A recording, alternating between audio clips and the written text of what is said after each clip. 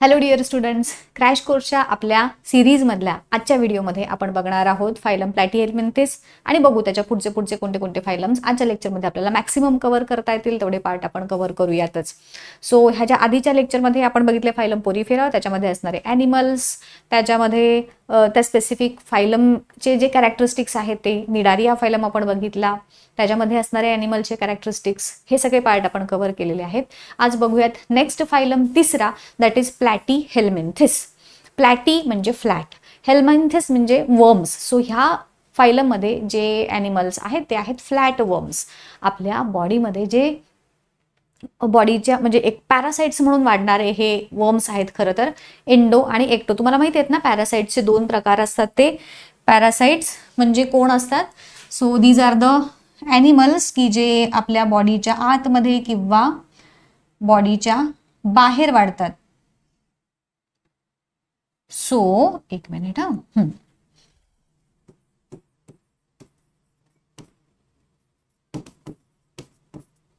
हे दोन प्रकारचे हे पण लिहून ठेवा हा. एक एंडो पॅरासाइट्स आणि दुसरे एक्टो पॅरासाइट्स. ठीक आहे. अरे यार हे काय, एंडो म्हणजे बॉडीच्या आतमध्ये, आपल्या शरीराच्या आत जे पॅरासाइट्स वाढतात त्यांना म्हणायचं एंडो, आणि एक्टो म्हणजे शरीराच्या बाहेर वाढणारे पॅरासाइट्स. म्हणजे असे लिव्हिंग ऑर्गॅनिझम्स की जे which obtain or which derive the nutrition from the other living organisms, त्यांच्या बॉडीच्या वरती सर्वाईव्ह होतात ते. सो ह्या कॅटेगरीमध्ये येणारे ॲनिमल्स हे प्लॅटीहेल्मिंथेसमध्ये काही आहेत, अस्खेल्मिंथेसमध्ये काही आहेत, आणि पुढं पुढं मी सांगत जाईन कोणते कोणते ॲनिमल्स हे पॅरासाइट्स येतात. सो एंडो पॅरासाइट्सचे एक्झाम्पल हे प्लॅटीहेल्मिंथेसमधले आपले टेपवर्म वगैरे आपण सांगू शकतो, आणि एक्टो पॅरासाइट्स अस्खेल्मिंथेसमधले अस्कॅरिस सांगू शकतो.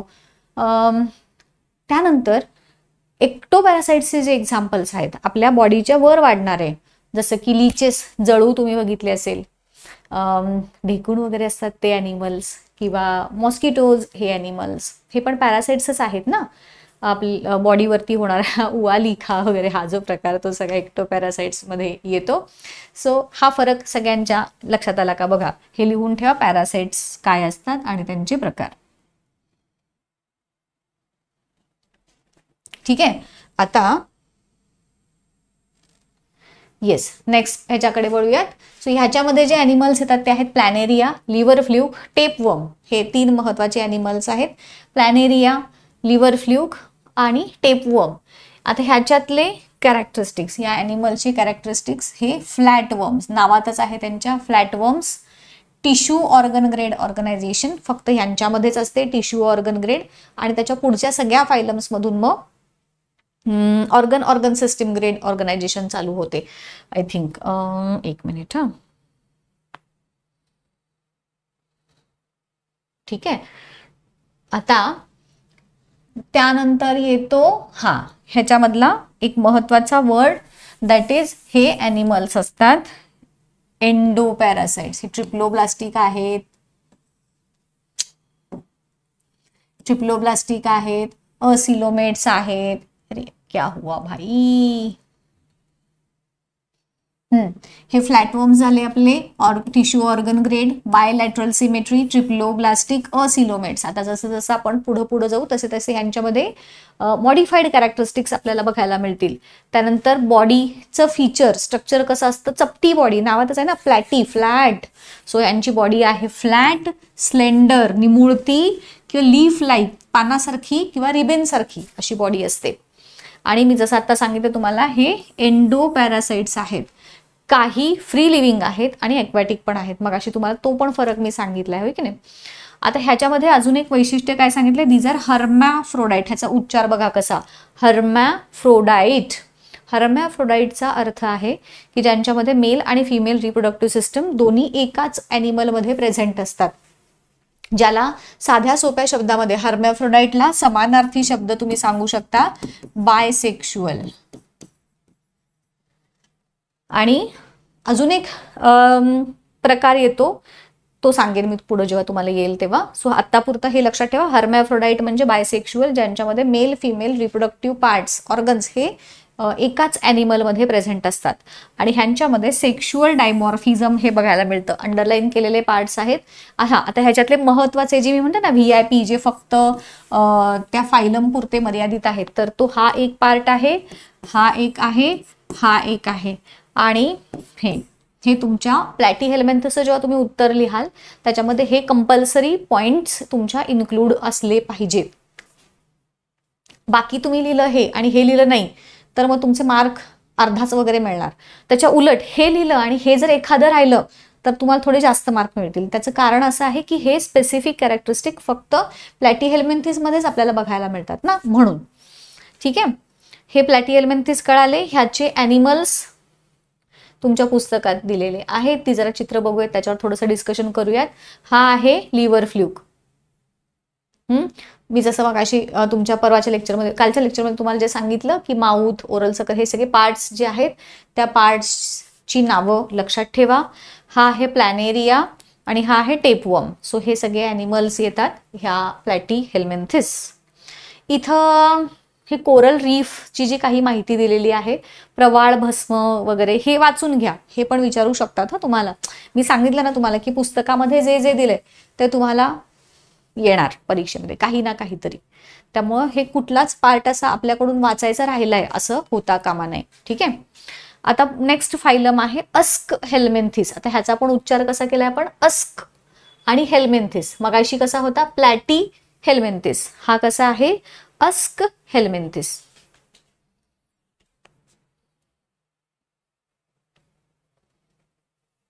अस्क हेल्मिंथिस मध्ये कोण कोण येत आहे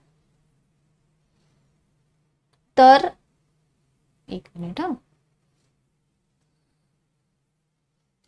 याच्यामध्ये येतात अस्कॅरिस. आपल्या बॉडीमध्ये जे आपल्या पोटातले जे जंत म्हणतो की नाही आपण, ते अस्कॅरिस हा येतो ह्या अस्क हेल्मिंथिस फायलम मध्ये. इंटेस्टिनल वर्म. त्यानंतर फिलारियल वर्म. फिलारियल वर्म ज्या हत्तीपाय रोग ज्याच्यामुळे होतो आपल्याला, तो फिलारियल वर्म, फिलारियासिस म्हणतो आपण त्याला. लोआ लोआ, आपल्या डोळ्यांमध्ये हा त्याचं इन्फेक्शन होतं या वर्मचं. सो हे काही स्पेसिफिक वर्म्स आहेत की जे अस्क हेल्मिंथिस, राऊंड वर्म्स आहेत हे सगळे. मग अशी प्लॅटीहेल्मिंथिस मध्ये कसे फ्लॅट वर्म्स होते, तसं अस्क हेल्मिंथिस मध्ये सगळे राऊंड वर्म्स आहेत. हे लक्षात राहील आणि ही त्यांची नावं आहेत. आता यांच्यामध्ये जसं मगाशी आपण बघितलं, अस्क हेल्मिंथिस ऑनवर्ड्स तुम्हाला बरेचसे कॉमन कॅरेक्टरिस्टिक्स आता बघायला मिळतील. जसं की हे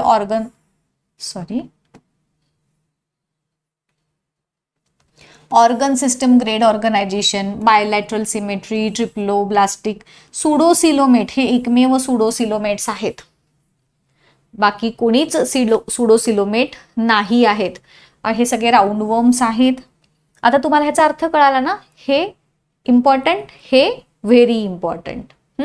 सो मी जेवढे जेवढे अंडरलाईन केलेत, आय होप तुम्ही सगळे तुमच्या नोटबुक्समध्ये नोट डाऊन करून ठेवत आहात. त्यानंतर ह्यांची बॉडी लॉंग आहे, सिलेंड्रिकल आहे. ठीक आहे. आता हा एक बघा, क्युटिकल असतं त्यांच्या बॉडीमध्ये. आता का क्युटिकल आहे तर मी जसं म्हणलं ना, हे एंडो पॅरासाइट्स आहेत, लिव्हिंग ऑर्गॅनिझमच्या शरीराच्या आत वाढणारे आहेत हे. आणि जेव्हा ते दुसऱ्या लिव्हिंग ऑर्गॅनिझमच्या शरीराच्या आत वाढतात तेव्हा त्यांच्या बॉडीमधून सिक्रीट होणारे, म्हणजे समजा आपल्या बॉडीमध्ये आता हा अस्कॅरिस आला तर आपल्या बॉडीमध्ये जे काही केमिकल्स असतात, समजा तो पोटामध्ये आला तर ते जे त्याचा जो इफेक्ट आहे, तर त्या केमिकलचा इफेक्ट त्या वर्म्सवरती होऊ नये यासाठी म्हणून हे त्यांच्या बॉडीच्या सरफेसवरती टफ क्युटिकल असतं की जेणेकरून it will protect the worms from the chemicals, various chemicals which are secreted by the host. हे एंडोपॅरासाइट्स ज्या सजीवांच्या शरीरात वाढतात त्यांना होस्ट म्हणतात आणि हे काही गेस्ट नाही आहेत, ते पॅरासाइट्स आहेत. ठीक आहे. सो हा झाला आपला अस्क हेल्मिंथिस. फ्री लिव्हिंग आहेत और एंडोपॅरासाइट्स सांगितलंय. आणि युनिसेक्शुअल आहेत. हा, आता तो जो मगाशी आपण एक लिहिला की नाही सेक्शुअल डायमॉर्फिझम, हा सेक्शुअल डायमॉर्फिझम ह्या अस्कॅरिसमध्ये पण बघायला मिळतो. तुमच्या पुस्तकात हे मेन्शन केलेलं नसावं आय गेस. एक मिनिट आपण चेक करूया, पण मला नाही वाटत हे पुस्तकात मेन्शन केलंय. युनिसेक्शुअल वगैरे दिलंय त्यांनी, ठीक आहे, पण ह्या फायलम मधल्या ॲनिमल्सचं हे वैशिष्ट्य आहे. काय आहे की ह्यांच्यामध्ये जे मेल आणि फिमेल असतात, आपल्यामध्ये ह्युमनमध्ये कसं आपण ओळखतो की नाही मेल आणि फिमेल, बघितल्यावर ओळखतो ना की हा मेल आहे हा फिमेल आहे, तसं ह्या वर्म्समध्ये पण असतं की त्या वर्मच्या बॉडीकडे बघून आपण ओळखू शकतो. जसं तुम्हाला इथं दिसतंय का, ही मोठी आणि थोडी जाड जी आहे ती फिमेल आहे आणि हा छोटासा आहे आणि हा जो मेल दिसतोय ह्याच्या एका एंडला असा एक गोल दिसतोय हुक सारखा पार्ट. सो मोठी आणि जाड असते ती फिमेल असते ह्यांच्यामध्ये आणि छोटा आणि एका बाजूला हुक असल्यासारखं जे स्ट्रक्चर आहे ते असतं तो मेल असतो. सो ह्याला म्हणायचं सेक्शुअल डायमॉर्फिझम. ही अस्कॅरिसमध्ये सुद्धा बघायला मिळते. सो हे तुम्ही मेन्शन करू शकता पुस्तकात जरी नसलं तरी you can mention this in your notes, तुमचे जे उत्तर आहे ते, ठीक आहे.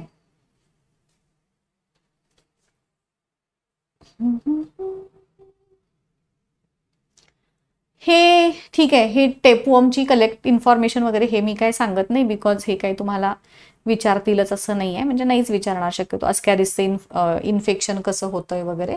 So let's move towards the next part. हे पण काही नाही, इन्फेक्शन ऑफ फिलारियल वर्म वगैरे. डायरेक्ट जाऊयात नेक्स्ट आपल्या फायलमकडे, दॅट इज आहे ॲनिलिडा. ॲनिलिडामध्ये एक्झाम्पल आहे आपला अर्थवर्म.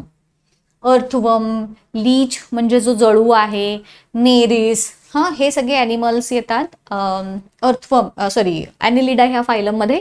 ॲनिलिडा फायलमचं वैशिष्ट्य काय आहे, ऑर्गन सिस्टम ग्रेड ऑर्गनायझेशन. इथून पुढे सगळ्यांच्यामध्येच ऑर्गन सिस्टम ग्रेड आहे, त्यामुळं ते आता तुमच्या लक्षात राहिलं पाहिजे. कुठलाही फायलम आता ह्याच्या पुढचा येऊ देत, हे उत्तर तुमचं. तसंच bilateral symmetry, triploblastic, true coelomate, हे सगळं तुमचं आता सगळ्यांसाठीच कॉमन असणार.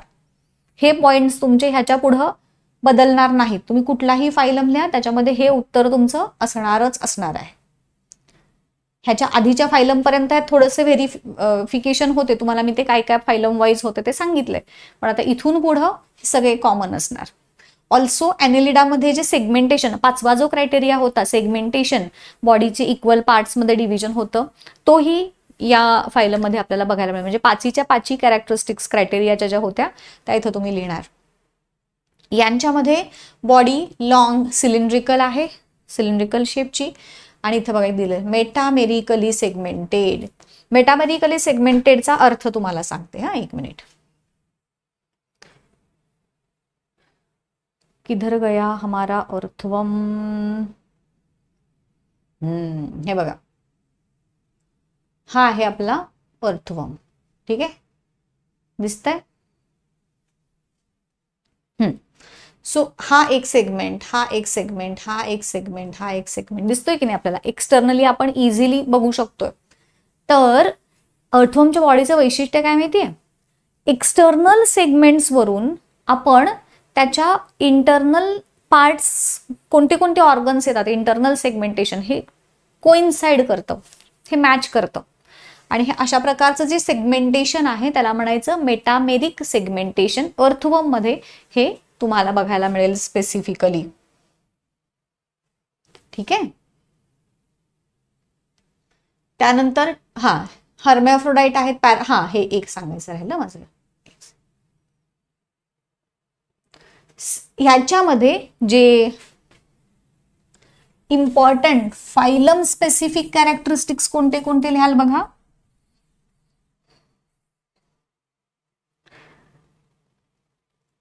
हे बघा, हे तर ठीक आहे, एक्टोपॅरासाइट्स वगैरे झाले, फ्री लिव्हिंग असतात काही, हे पार्ट तुमच्या उत्तरामध्ये कंपल्सरी असला पाहिजे. काय आहे तर यांच्यामध्ये सीटा, सकर्स किंवा पॅरापोडिया, सांगते तुम्हाला मी सीटा काय असतात, सकर काय असतात. सो अर्थवर्म जे आता तुम्हाला मी जी डायग्राम दाखवली ना अर्थवर्मची, त्याच्यामध्ये हे सीटा होते बघा, हे त्याचा हा जो सेगमेंट आहे बॉडीचा, सी हा एक सेगमेंट आहे, हा दुसरा सेगमेंट आहे आणि ह्या प्रत्येक सेगमेंटवरती असे छोटेसे आउटग्रोथ दिसत आहेत, तुम्हाला दिसत आहेत या डायग्राममध्ये छोटेसे अगदी हेअर लाईक स्ट्रक्चर्स आहेत आणि ह्या हेअर लाईक स्ट्रक्चर्सना म्हणायचं सीटा, सिंग्युलर सीटी आणि प्लुरल सिंग्युलर सीटा आणि प्लुरल सीटी.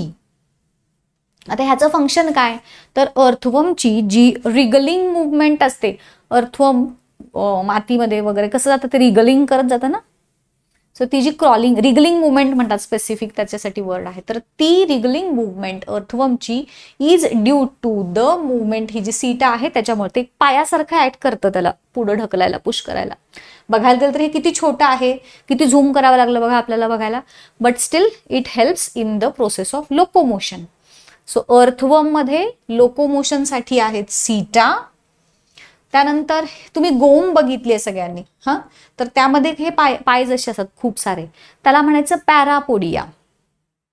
गोम सगळ्यांनी बघितले ना, तर त्याच्यामध्ये जसे आहेत हे पॅरापोडिया.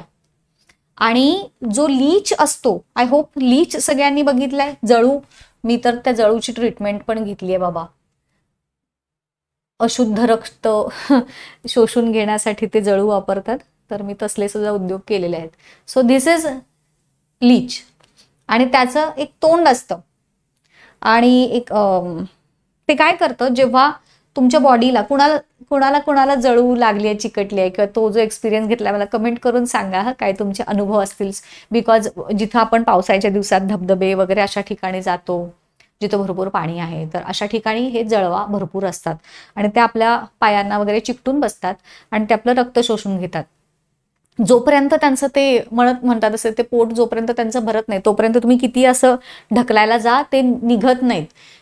इतकं ते त्यांचे जे सकर्स आहेत, त्यांचं जे तोंड आहे त्या तोंडामध्ये सकर्स असतात आणि हे सकर्स हे असे असं घट्ट बसतं की नाही तसं आपल्या बॉडीला चिकटून बसतात आणि त्यांचं पोट पूर्ण भरलं की मग ते आपोआप डिटॅच होतात. आणि असं म्हटलं जातं की तंबाखूचा पाणी किंवा तंबाखूच्या ह्याच्यातनं ते निघतं वगैरे. मी काय तसा अनुभव घेतला नाही आहे कधी, पण तुमचे काही अनुभव असतील ह्याच्याबद्दल तर नक्की तुम्ही शेअर करू शकता. सो हे आहे लीच, जळू. आणि त्याला जे असतं ते एक सकर सारखा पार्ट असतो ज्याच्या थ्रू ते होस्ट बॉडीला चिकटतं.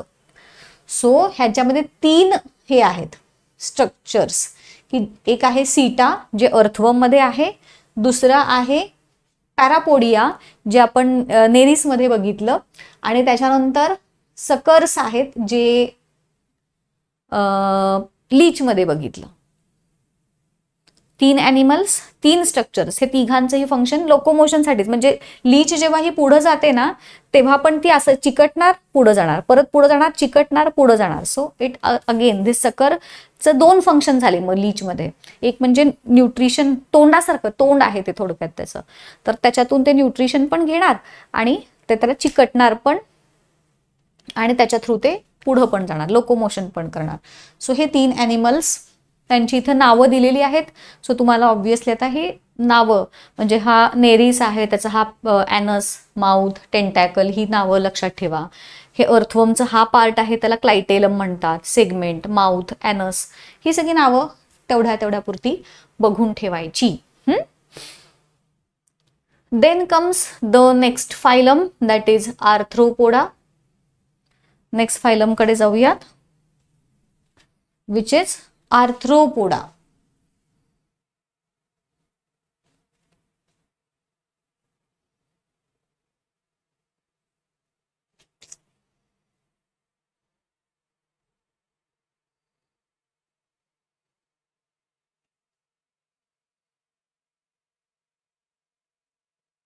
दिस is the most successful phylum असं म्हटलं जातं. हा जो आर्थ्रोपोडा फायलम आहे हा पूर्ण म्हणजे सगळ्या फायलमपैकी द मोस्ट सक्सेसफुल फायलम. ते यासाठी बिकॉज या फायलम मधले ॲनिमल्स हे पृथ्वी तलावरती सगळ्या भागातनी दिसून येतात आणि ह्याच्यामध्ये जी ॲनिमलची व्हरायटी आहे ती सुद्धा खूप आहे. जसं बघा आता इथे cockroaches, crab, spider, scorpion, millipede, centipede, butterfly, honey bees, even आपले मॉस्किटोज वगैरे, सगळ्या प्रकारच्या माश्या, हे सगळे आर्थ्रोपोडा फायलमचे एक्झाम्पल्स आहेत. सो सगळ्यात द मोस्ट सक्सेसफुल फायलम असं ह्याला म्हटलं जातं, लक्षात ठेवायचं. आता ह्याची वैशिष्ट्य काय आहेत? सगळ्यात पहिलं, आता हे तर सगळे कॉमन झालेत. मगाशी तुम्हाला मी जसं म्हटलं, आता तुम्ही जर ऑब्झर्व केलं तर हे सगळे फंक्शन्स, सगळे जे फीचर्स आहेत, ऑर्गन सिस्टम, ट्रिप्लोब्लास्टिक सेगमेंट, हे सगळं ह्यांच्यामध्ये जे आपण अर्थवर्म मध्ये बघितलं होतं म्हणजेच ॲनेलिडामध्ये, तेच ह्यांच्यामध्ये पण आहे. ठीक आहे. फायलम स्पेसिफिक जे आहे ते काय आहे बघा. फायलम स्पेसिफिक कंपल्सरी तुमच्या उत्तरात हे असलंच पाहिजे. जॉईंटेड अपेंडेजेस. तुम्ही कधी झुरळ बघितलाय? किती जॉईंट जॉईंट जॉईंट जॉईंट असतात त्या ॲनिमल्सच्या बॉडीला. इवन स्कॉर्पिओर बघितला असेल, क्रॅब बघितला असेल, तर ह्या सगळ्या ॲनिमल्सच्या जे हात पाय वगैरे किंवा जी बॉडी असते त्यात खूप सारे जॉईंटेड अपेंडेजेस असतात. सो हे फीचर आर्थ्रोपोडामध्ये तुम्हाला स्पेसिफिकली बघायला मिळतं. हे तुमच्या उत्तराचा पार्ट असला पाहिजे. त्यानंतर जसं आता सांगितलं, हायेस्ट नंबर ऑफ ॲनिमल्स, ह्या फायलममध्ये सगळ्यात जास्त नंबर ऑफ ॲनिमल्स प्रेझेंट आहेत.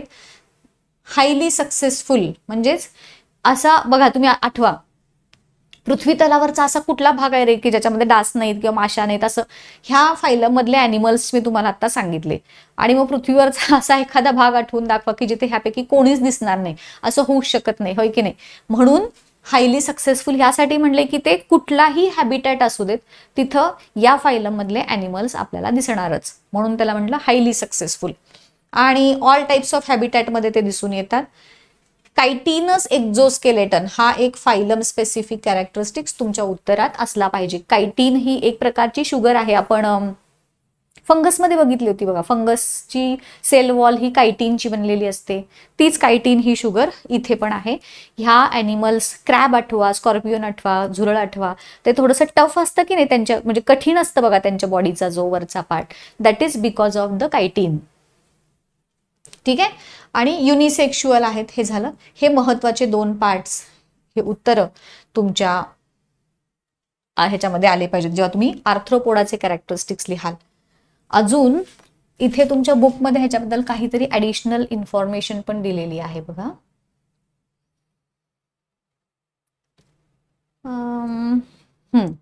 हे कायटिन वगैरे दिलेले आहे. हा, हे कॉकरोचची ह्याची माहिती आहे. आणि इथं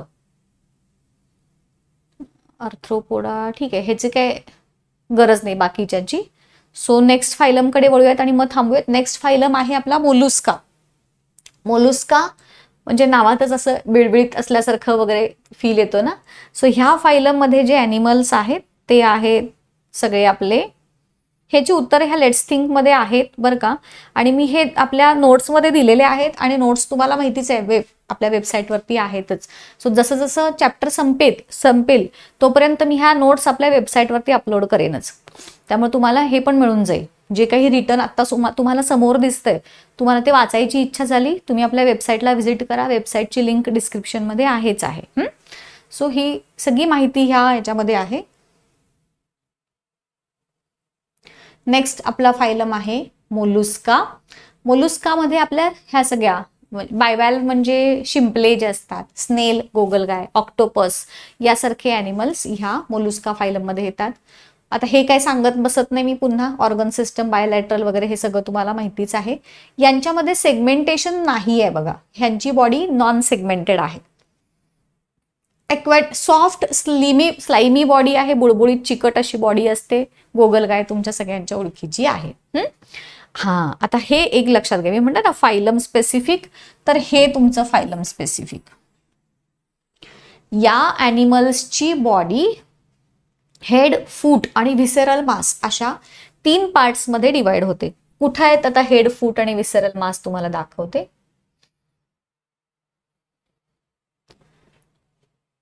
इथं पुस्तकात नाही आहे का? हा, मध्ये व्हिसरल मास म्हणजे ह्यांचा सगळा जे सगळ्या सिस्टम्स आहेत त्या ह्या व्हिसरल मासमध्ये असतात.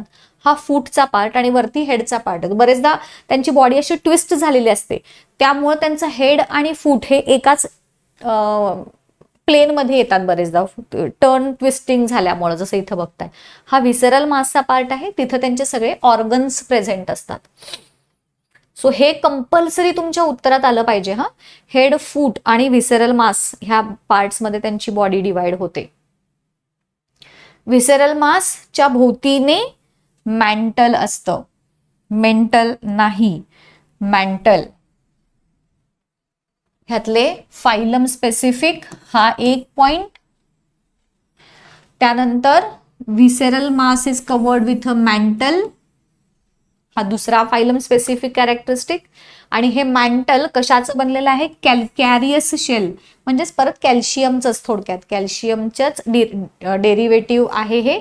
आणि हे कॅल्शियम पासून म्हणजे जे हार्ड कॉक्रोच बिक्रोच मी मगाशी जसं आपण मगाशी बघितलं होतं कायटीनचं होतं कॉक्रोचेसमध्ये, तसं ह्यांचं पण मॅन्टल हार्ड असतं. तुम्ही माहितीच आहे की शंख शिंपले सगळ्यांनी बघितलेत. सो ते जे आहे इट इज, त्याला म्हणायचं मॅन्टल, आणि ते कॅल्कॅरियस म्हणजे कॅल्शियमचं बनलेलं आहे.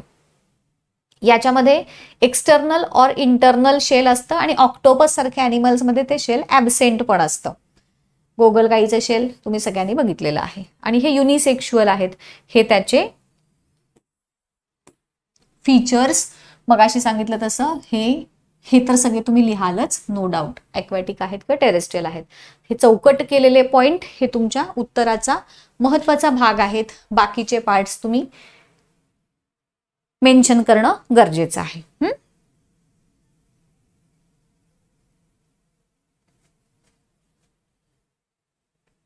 नेक्स्ट एक घेऊयात इकायनोडर्मॅटा. अजून आहे वेळ माझ्याकडे समोर, मी आज स्टॉपवॉचच लावून ठेवलंय म्हणजे माझ्या लक्षात येईल की किती व्हिडिओ आपला चाललाय. सो नेक्स्ट एक फायलम घेऊयात इकायनोडर्मॅटा. अजून एक इकायनो म्हणजे ज्यांच्या बॉडीवरती स्पाइन्स आहेत, काटे आहेत, आणि डर्मा म्हणजे स्किन.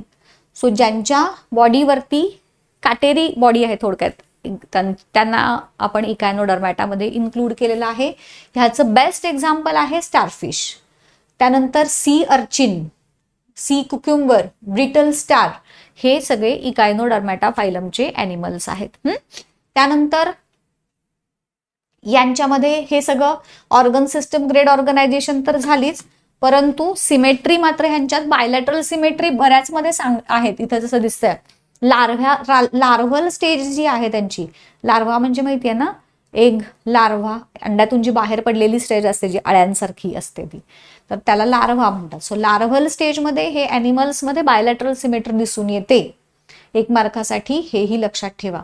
आणि बाकी अडल्ट्समध्ये बायलॅटरल सिमेट्री, सी कुक्युम्बरमध्ये वगैरे ती बायलॅटरल सिमेट्री दिसून येईल तुम्हाला. आणि आपला जो स्टारफिश आहे तर स्टारफिशमध्ये मात्र रॅडियल सिमेट्री असते. रॅडियल सिमेट्री स्टारफिशमध्ये. हे तर ठीक आहे, नॉन सेगमेंटेड वगैरे.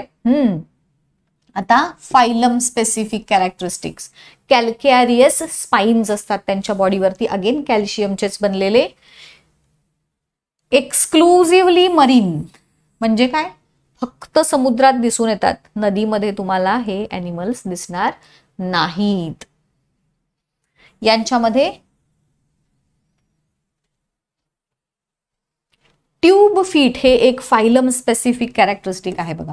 Tube feet for locomotion. दाखवते मी तुम्हाला हे ट्यूब फीट कसे असतात. बरेचदा आपण हे जे स्टारफिशची डायग्राम काढतो तर बऱ्याच स्टुडंट्सना वाटतं हेच त्याचे पाय आहेत की काय. तर these are not tube feet. ह्या स्टारफिशच्या बॉडीवरती, बॉडीचं जर स्ट्रक्चर तुम्ही बघितलं तर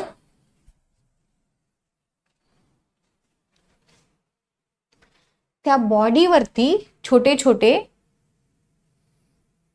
पायांसारखे दिसणारे सगळं आहे आपल्याकडे इथे. तुम्हाला काही इमॅजिन करायची गरज किंवा काही सर्च करायची गरज लागणार नाही. बॉडी ही त्याची स्टारफिशची बॉडी आहे, दिसते सगळ्यांना. ही पूर्ण त्याचे लीफ सारखा जो पार्ट दिसतो तो आहे. ठीक आहे. आता ह्याला जर तुम्ही ऑब्झर्व केलं तर हे आहेत त्या पूर्ण, हे जे छोटे छोटे छोटे दिसत आहेत हे आहे ट्यूब फीट. आणि त्याला तुम्ही जर झूम करून पाहिलं तर हे ट्यूब फीट असे दिसतात. आणि मगाशी तुम्हाला कोण रे आपला तो लीच मध्ये सांगितलं तुम्हाला जसं, तसं ह्या लीच मध्ये पण असंच असतं, ते चिकटतं ना, तसंच हे चिकटतं. हे अडेझिव्ह डिस्क दिलंय. सो चिकट असं असतं ते थोडंसं, त्या जो सरफेस आहे त्या सरफेसला ते जाऊन चिकटतं आणि with the help of that ते पुढं पुढं लोकोमोशन करतं. सो हे फक्त आणि फक्त स्टारफिशमध्ये तुम्हाला दिसणार फायलम स्पेसिफिक कॅरेक्टरिस्टिक आहे. तुमच्या उत्तरामध्ये हे ट्यूब फीटची माहिती आलीच पाहिजे. Tube feet for locomotion and capturing प्रे कॅप्चर करण्यासाठी सुद्धा या ट्यूब फीटचा उपयोग होतो. स्केलेटन, ह्यांच्यामध्ये जे स्केलेटन आहे ऑफ कॅल्कॅरियस स्पाइन्स, किंवा त्यालाच ऑसिकल्स असं म्हणलंय. त्यांच्या बॉडीचं वरचं जे स्केलेटन आहे it is made up of calcareous spine किंवा ऑसिकल. आणि ह्यांच्यामध्ये पॉवर ऑफ रिजनरेशन दिसून येते. मग अशी तुम्हाला मी सांगितलं की एखादा ऑर्गन ऍक्सिडेंटली जर तुटला तर तो पुन्हा नवीन उगवून येणं, याला म्हणायचं पॉवर ऑफ रिजनरेशन. आणि युनिसेक्शुअल आहेत. So this was our last phylum. आज एवढंच बघूयात, अर्धा तास झाला, भरपूर झालं. फार पण तुमच्या डोक्यावरनं जायला नको. आय होप तुम्ही सगळं हे लिहून घेतलंय. महत्वाचे पॉइंट्स, व्ही इम्पॉर्टंट पॉइंट्स आणि नुसते इम्पॉर्टंट पॉइंट्स असं सेग्रिगेशन केलंय. ह्या प्रत्येक पार्टची जी मी माहिती सांगितली, ट्यूब फीट कसे असतात, काय असतात, हे सगळं जिथं गरज आहे तिथं तुम्ही डायग्राम काढली आहे का बघा. पॅरासाइट्सची मगाची तुम्हाला माहिती सांगितली ते लिहिलंय का बघा. सगळं तुमच्या नोट्स, ह्या शॉर्ट नोट्स तुमच्या माझे लेक्चर बघता बघता तुम्ही काढून ठेवा. आणि नंतर मला थँक्यू म्हणा. पुढच्या वर्षी तुम्हाला ह्या नोट्सचा खूप जास्त उपयोग होणार. 10वीला तर होणार आहे नो डाऊट, परंतु जेव्हा तुम्ही 11वी-12वीला जाल तेव्हा ह्या नोट्स ज्या तुम्ही आत्ता काढताय त्याचा तुम्हाला जास्त उपयोग होणार आहे. ठीक आहे. सो इथंच थांबूयात, भेटूयात पुढच्या व्हिडिओमध्ये. Till then goodbye, thank you and all the best.